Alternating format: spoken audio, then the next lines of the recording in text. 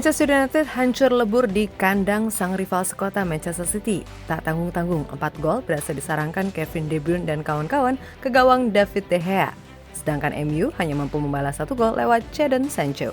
Nah, di balik kekalahan memalukan tersebut, tentu saja banyak orang yang mengkaitkannya dengan ketiadaan Cristiano Ronaldo di dalam skuad.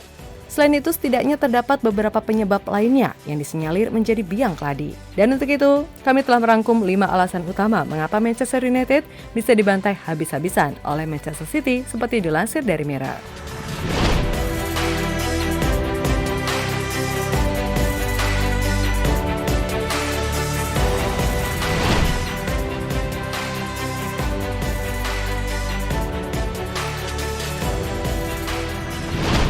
Yang pertama, jelas ketiadaan Cristiano Ronaldo.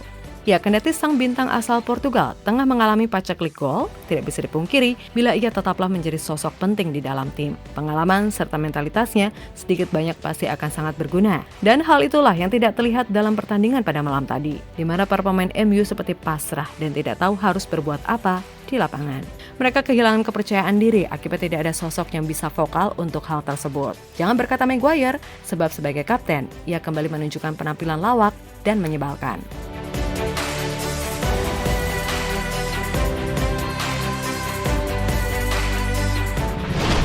Kemudian yang kedua adalah terlalu pede dalam mengatur formasi.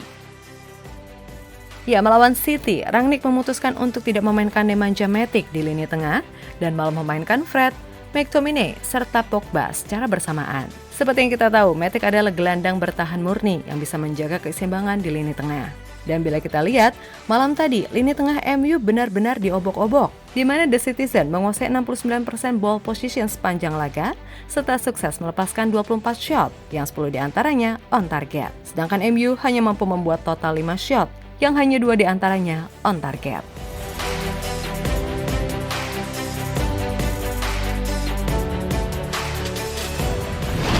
Lalu yang ketiga ialah kesalahan menempatkan Bruno Fernandes sebagai false nine.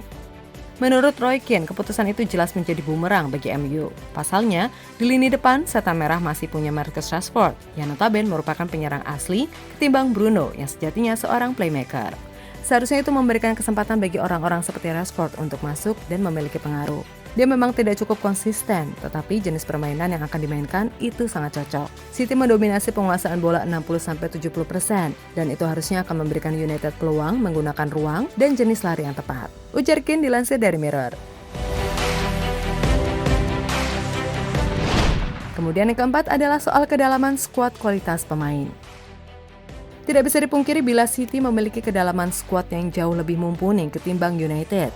Selain itu, kualitas pemain juga harus diakui bila City jauh lebih baik.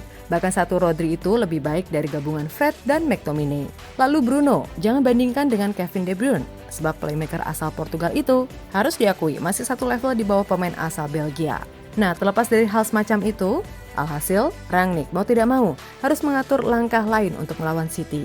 Akan tetapi hasilnya seperti yang telah diprediksi oleh banyak pihak, jika klub Manchester Biru akan menang dengan meyakinkan.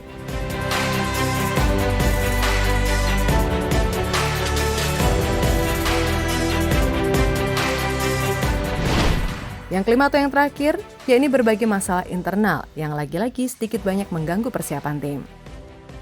Mulai dari isu keretakan hubungan Rangnick dan Ronaldo, hingga sang bintang tersebut tidak dimainkan ke dalam skuad.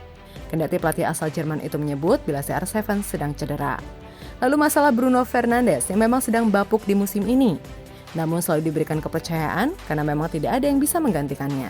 Belum lagi masalah mental yang kembali sangatlah lembek dari para pemain sekelas Manchester United. Hal itu pun diungkapkan langsung oleh Gary Neville, yang bahkan sampai kerap melontarkan umpatan-umpatan kepada para pemain setan merah.